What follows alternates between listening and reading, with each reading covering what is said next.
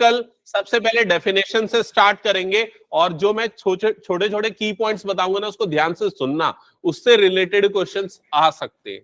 ठीक है, सर्कल कैसे डिफाइन होता है?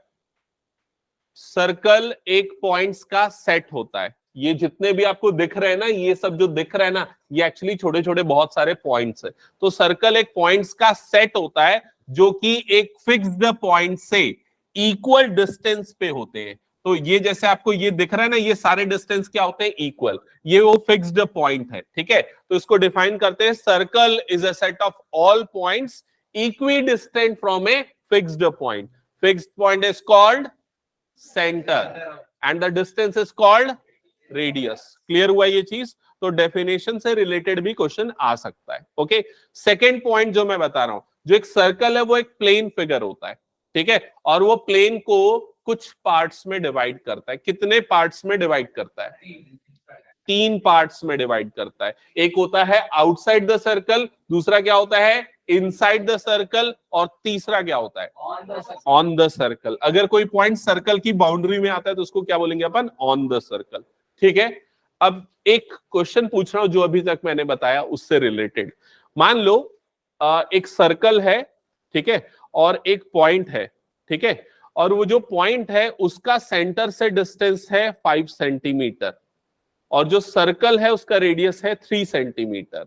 तो बताओ वो जो पॉइंट है वो आउटसाइड द सर्कल होगा, इनसाइड द सर्कल होगा, या on the circle? Outside the circle. तो क्लियर है, अगर किसी पॉइंट का सेंटर से डिस्टेंस रेडियस से ज्यादा है तो वो पॉइंट क्या होगा? आउटसाइड। रेडियस से कम है तो क्या होगा? इनसाइड। और रेडियस के बराबर है तो क्या होगा? On the circle. क्लियर ये चीज? ठीक है, अब आते हैं सर्कल पे आगे फर्दर और कुछ चीजों पे। अगर मान लो मैं एक सर्कल बना रहा हूं और यहां पर एक लाइन भी बना रहा हूं, इस तरह से एक लाइन है, तो अभी ये लाइन और सर्कल एक दूसरे को कट कर रहे हैं क्या? नहीं कर रहे हैं। ठीक है, दूसरी सिचुएशन, अगर लाइन को उठा के मैं यहां पर ले आऊं तो सर्कल और लाइन एक दूसरे को कट कर रहे हैं कितने पॉइंट्स पे? 2 पॉइंट्स पे। तो ऐसी लाइन को बोला जाता है सीकेंट। ऐसी लाइन जो सर्कल को 2 पॉइंट पे कट करती है, उस लाइन का नाम होता है सीकेंट। समझ में आ गया सबको ये? अब अगर मान लो एक और लाइन बना रहा हूं जो सर्कल को सिर्फ एक पॉइंट पे टच करे, ऐसी लाइन को बोला जाता है टेंजेंट। क्लियर ये सबको? ठीक है, अब टेंजेंट जहां पर सर्कल को कट कर रही है या टच कर रही है, उस पॉइंट को बोला जाता है point of contact. In short इसको बोल सकते हैं POC, point of contact. Clear सबको ये? तो ये इनिशियल डिस्क्रिप्शन है जो आपको पता होने चाहिए। तो यहां तक ये सारी चीजें ड्रॉ कर लो, फिर उसके बाद हम स्टार्ट करते हैं। हाँ, समहाउ उससे रिलेटेड है। अब कैसे है वो इतना जल्दी बता पाना इसमें आसान नहीं है, बताऊंगा मैं बाद में फिर कभी।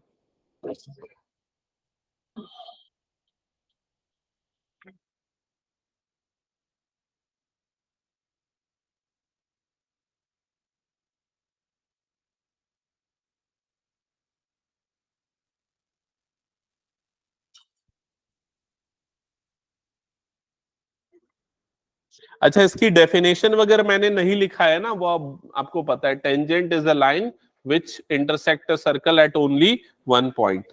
पॉइंट ऑफ कांटेक्ट को कैसे डिफाइन करोगे? पॉइंट ऑफ कांटेक्ट को अगर डिफाइन करना है तो कैसे करोगे? It is a common point between the line and the circle. हो गया यहां तक सभी का? ओके, अब इसमें ना इस पूरे चैप्टर में 2 थ्योरम्स है, तो उसमें थ्योरम नंबर 1 अभी हम सबसे पहले डिस्कस करेंगे। तो हेडिंग डालना theorem 1।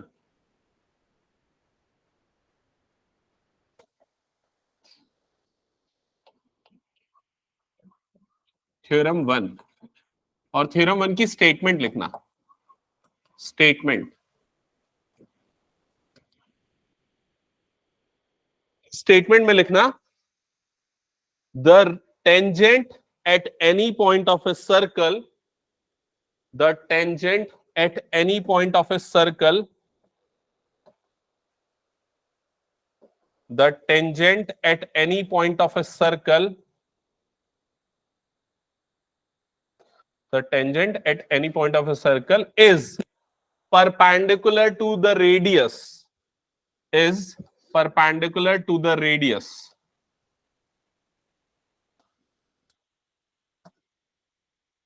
through point of contact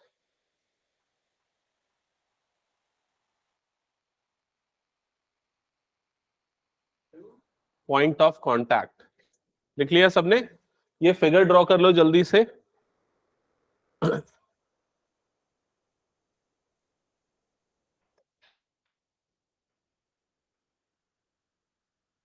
figure draw कर लिया? इस थ्योरम को शॉर्ट में ये बोल सकते हैं, टेंजेंट परपेंडिकुलर टू रेडियस। ठीक है, याद रखना ये बहुत जगह यूज हुआ है ये थ्योरम का स्टेटमेंट। और ये फिगर ड्रॉ कर लेना। हो गया तो बताना फिर मुझे। हो गया सभी का यहां तक? ओके। अब इस थ्योरम का हम प्रूफ करेंगे। इस थ्योरम का प्रूफ आ सकता है, कई बार आया हुआ है। ठीक है, और थ्योरम में ज्यादा कुछ नहीं, खाली एक आध दो स्टेटमेंट है, कोई मैथमेटिकल प्रूफ नहीं है इसका। तो ध्यान से सुनना। तो सबसे पहले थ्योरम को पढ़ने के बाद अब इसमें हम लिखेंगे गिवन, और गिवन में इस फिगर को हम डिस्क्राइब करेंगे। तो इसमें क्या क्या चीजें आपको दिख रही है? A circle with centre O, a circle with center O and a tangent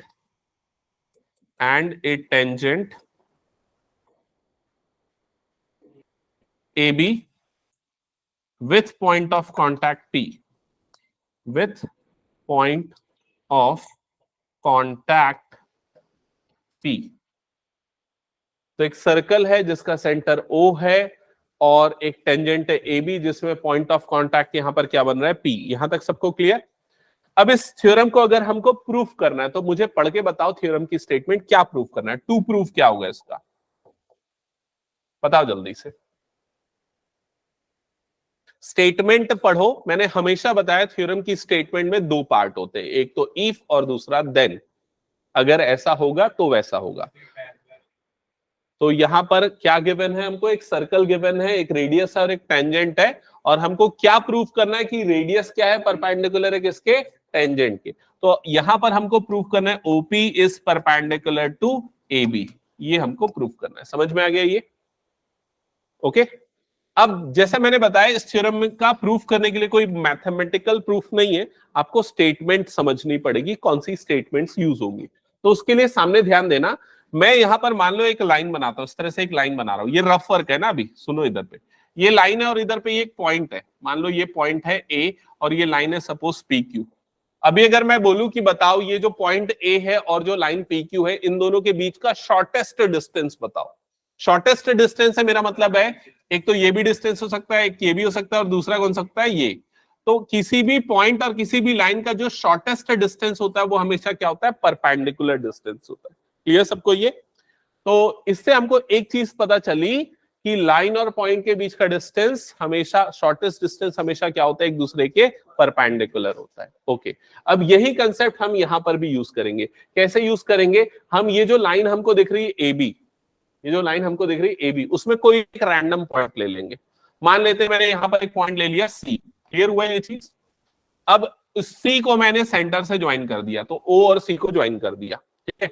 अब OC बड़ा है कि OP बड़ा है? OC बड़ा है, मतलब OP जो है वो क्या होगा? हमेशा छोटा होगा, चाहे आप इस लाइन में कोई भी पॉइंट ले लो। क्लियर हुआ ये चीज? OP उनमें सबसे छोटा होगा। क्यों सबसे छोटा होगा? क्योंकि OP रेडियस है और बाकी कोई भी पॉइंट लेंगे तो वो सर्कल के क्या होगा? बाहर होगा, मतलब रेडियस ऑब्वियसली क्या होगा? बड़ा होगा। क्लियर ये चीज? तो OP शॉर्टेस्ट है, और अभी जो हमने डिस्कस किया उसके अकॉर्डिंग शॉर्टेस्ट डिस्टेंस पॉइंट और लाइन के बीच का हमेशा कैसा होता है? परपेंडिकुलर होता है। तो प्रूफ हो जाएगा OP और AB क्या है? परपेंडिकुलर। तो इसके लिए हम यहां पर प्रूफ में लिखेंगे, प्रूफ में लिखना, consider any point, consider any point C on line AB, consider any point C on line AB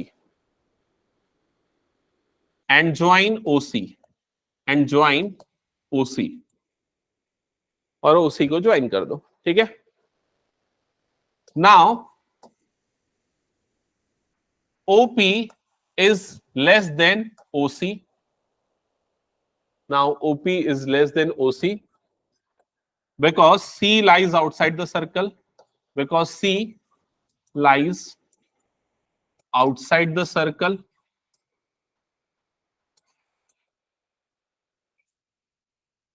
ठीक है, यहां तक लिख लिया. And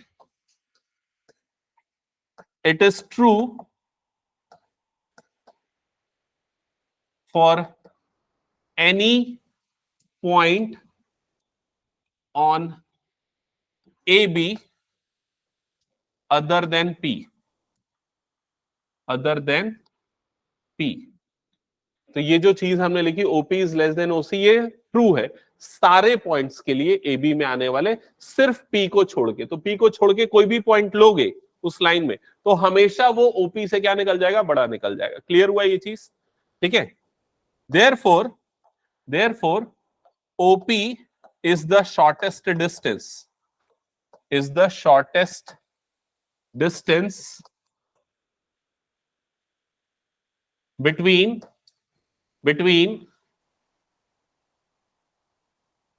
center O and line AB.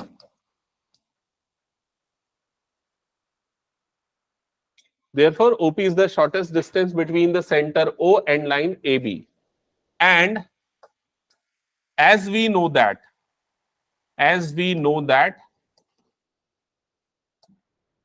shortest distance between a point and a line is always a perpendicular distance. Is always a perpendicular distance. Hence, OP is perpendicular to AB. तो इसलिए OP और AB क्या हुआ, एक दूसरे के perpendicular होगा. तो ये ऐसा स्टेटमेंट वाइज प्रूफ है. अगर आप इसका सेंस समझ गए कि प्रूफ करने के लिए हमने क्या लॉजिक यूज किया है, तो आपको ये याद करने की जरूरत नहीं है, आप अपने ओन वर्ड्स में इसको लिख सकते हो. क्लियर हुआ ये चीज? तो पूरा ओवरऑल कंसेप्ट क्या है, कोई भी एक पॉइंट लेना है, वो पॉइंट ऑब्वियसली सर्कल के बाहर होगा, तो उस पॉइंट का सेंटर से डिस्टेंस OP के डिस्टेंस से ज्यादा होगा, और ये सारे पॉइंट्स के लिए ट्रू होगा. और जैसा कि हम जानते हैं, सेंटर और किसी भी पॉइंट और लाइन के बीच का डिस्टेंस हमेशा परपेंडिकुलर डिस्टेंस होता है. इस वजह से OP और AB एक दूसरे के क्या हो जाएंगे, परपेंडिकुलर. ठीक है, बहुत एकदम फालतू सा प्रूफ है इसका, लेकिन ये आता है एग्जाम में, कम से कम 4 या 5 बार आया हुआ है ये. ठीक है, तो इसलिए इसको प्रैक्टिस कर लेना एक दो बार. बोलो. हाँ, स्टैंडर्ड और बेसिक दोनों में आ सकता है, दोनों में इक्वल चांसेस आने के. ठीक है, हटा दो उसको फिर मैं.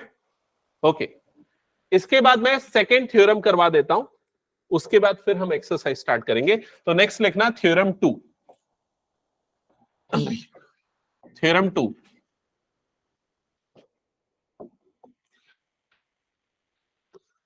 थ्योरम 2 के लिए जल्दी से पहले ना ये फिगर बना लो जो मैं सामने बना रहा हूं.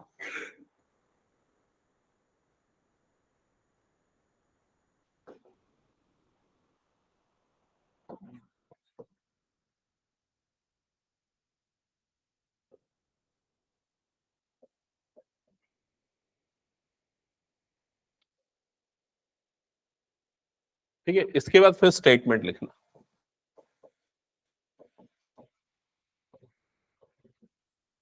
ड्रॉ कर लिया सबने फिगर?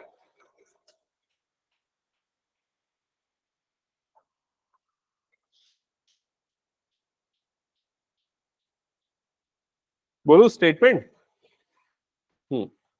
सो लिखो length of tangents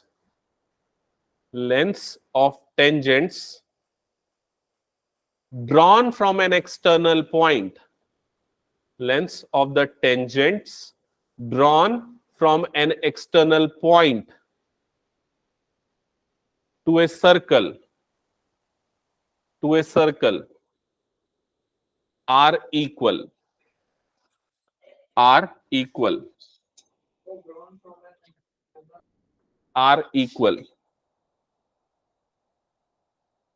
Lengths of tangents drawn from an external point to a circle are equal.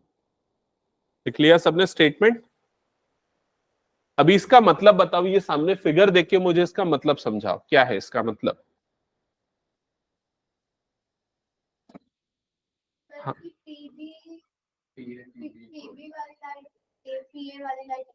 Correct, इसका मतलब है ये एक्सटर्नल पॉइंट P है, इससे दो टेंजेंट बन रहे हैं, एक है PA और दूसरा क्या है PB, और दोनों की लेंथ आपस में क्या होगी? इक्वल। ये थ्योरम का स्टेटमेंट है या सेंस है। ओके, अब इसमें सबसे पहले हम क्या लिखेंगे? गिवन। इसका प्रूफ कर रहे हैं ना हम, तो इस थ्योरम का प्रूफ करने के लिए सबसे पहले हम लिखेंगे गिवन। तो गिवन में क्या आएगा? Circle with centre O, to tangents PA and PB।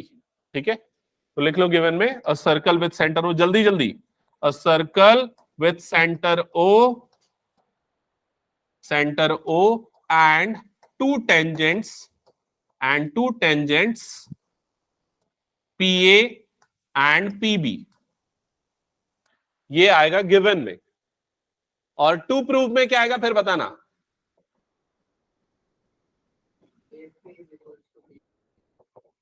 Yes, to prove हमको क्या प्रूव करना है? दोनों टेंजेंट्स की लेंथ क्या है? इक्वल। मतलब हम यहां पर लिखेंगे PA is equals to PB, ये हमको यहां पर प्रूव करना है। सबको क्लियर हो गया ये पूरा यहां तक?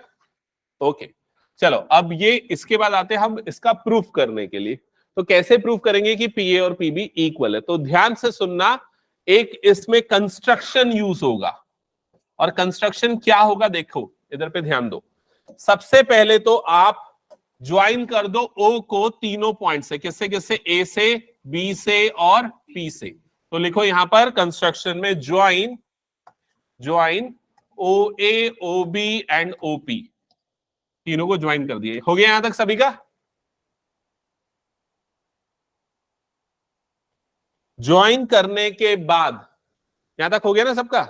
ज्वाइन करने के बाद देखो ये क्या दिख रहा है, ये वाला पार्ट क्या दिख रहा है बताओ जल्दी से? ट्राइंगल। और उसके नीचे एक और ट्राइंगल आप लोगों को दिख रहा है, जस्ट नीचे देखो एक और ट्राइंगल दिख रहा है, दो ट्राइंगल्स दिख रहे हैं। ये दोनों ट्राइंगल्स में हमको क्या क्या चीजें पता है, पहले वो हाईलाइट करते हैं। सबसे पहली चीज तो हमको ये पता है कि ये वाला एंगल कितना होगा? क्यों 90 होगा बताओ जल्दी? Radius is perpendicular to tangent. Just पहले वाला थ्योरम, टेंजेंट और रेडियस क्या होते हैं? एक दूसरे के परपेंडिकुलर। तो ये वाला एंगल भी कितना बनेगा? 90। क्लियर सबको ये? ओपी दोनों ट्राइंगल्स के लिए क्या है? कॉमन। और OA is equals to OB, क्यों इक्वल है ये दोनों? रेडियस। तो ये दोनों ट्राइंगल कॉन्ग्रुएंट होंगे क्या या नहीं? होंगे ना। कौन से रूल से? RHS, right angle hypotenuse side. RHS rule से दोनों ट्राइंगल क्या हो जाएंगे? कॉन्ग्रुएंट। और कॉन्ग्रुएंट हुए तो CPCT से ये दोनों साइड्स आपस में क्या हो जाएंगे? इक्वल। समझ में आया सबको ये? तो अब ये ही करना है, यहां पर लिखो इसके बाद प्रूफ। और अब आप लोग बताते जाओ क्या क्या लिखेंगे प्रूफ में। सबसे पहले बोलो क्या लिखेंगे? In triangles APO, in triangles APO and APO BPO, मतलब उसी ऑर्डर में लिखो, in triangles APO and BPO। फिर उसके बाद RHS लग रहा है तो RHS वाले ऑर्डर में लिखो। सबसे पहले राइट एंगल के लिए तो क्या लिखेंगे? Angle PAO is equals to angle PBO। Reason ऐसे लिखना, ईच 90 डिग्री, और सिर्फ इतना लिखना सफिशिएंट नहीं है, 90 क्यों है वो भी मेंशन करना पड़ेगा। और इसके लिए रखेंगे रेडियस परपेंडिकुलर टू टेंजेंट। ये वाला थ्योरम लगा इसमें। समझ में आया ये? फिर उसके बाद नेक्स्ट आरुष लिख रहा है कि नहीं लिख रहा है? हाँ, फिर इसके बाद क्या करेंगे बताओ? Yes, OP is equals to OP, और रीजन में आ जाएगा यहां पर कॉमन। ठीक है, next AO is equals to BO। Reason radii of same circle. Okay, फिर लिखेंगे triangle APO is congruent to triangle BPO, और reason by RHS congruence rule.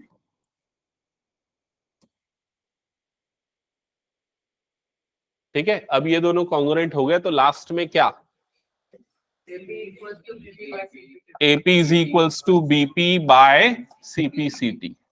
That's it, hence proof. समझ में आया सभी को ये? अच्छा, अभी ना इसके बाद एक और चीज मैं यहां पर डिस्कस कर रहा हूं, ध्यान से समझना।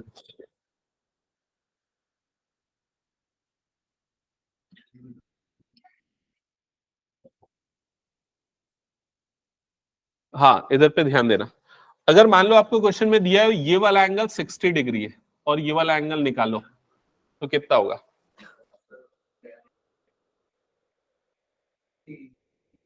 कितना होगा? हाँ आरुष, आंसर होगा 120। कैसे? ये पूरा क्या बन रहा है? एक क्वाड्रिलेटरल। क्वाड्रिलेटरल के चारों एंगल का सम कितना होता है? 360। तो ये दोनों 180, 90 90 180 हो गए और ये 60, तो ये वाला। या इसको डायरेक्टली ऐसे समझो कि ये दोनों एंगल का सम कितना होगा? हमेशा 180। क्लियर सबको ये? अगर ये एंगल मान लो 40 दिया हुआ है तो ये वाला एंगल कितना होगा? 140। तो ये जो एंगल्स है ये सप्लीमेंट्री एंगल्स होते हैं। सप्लीमेंट्री एंगल पता है ना किनको बोलते हैं? जिनका सम कितना होता है? 180। ओके, अभी नेक्स्ट क्वेश्चन ये पूछ रहा हूं, अगर मान लो आप लोगों को ये एंगल दिया हुआ है, ये एंगल है 45 डिग्री, तो बताओ ये एंगल कितना होगा? ये एंगल भी कितना होगा? 45। कैसे 45 होगा? कॉम्प्लीमेंट्री होते। ये देखो, ये छोटे वाले ट्रायंगल को ले लो, एक 90 आ गया, एक क्या है 45, तो ये वाला एंगल भी कितना होगा? ऑब्वियसली 45। समझ गए ना ये? ओके, तो ये वाले ऐसे डायरेक्ट क्वेश्चन एमसीक्यू में आ सकते हैं, ध्यान रखना उसको। ठीक है, अब स्टार्ट करते हैं कुछ क्वेश्चंस फर्स्ट एक्सरसाइज से। अच्छा, बच्चे आ गए क्या 9th वाले? ओके, नेक्स्ट क्लास में हम पूरा एक्सरसाइज करेंगे, सुन लो ध्यान से। सरफेस एरिया वॉल्यूम का होमवर्क और क्लास में आते साथ इस क्वेश्चन का, इन दोनों थ्योरम के प्रूफ का टेस्ट मैं ऐसा रैंडमली दूंगा। एक को थ्योरम 1, बाजू वाले को थ्योरम 2। समझ गए ना? दोनों को आजू बाजू में जो बच्चे बैठे सबको अलग अलग 5 मिनट टेस्ट। तुम लोगों को साथ में नहीं बैठा लूंगा। ठीक है।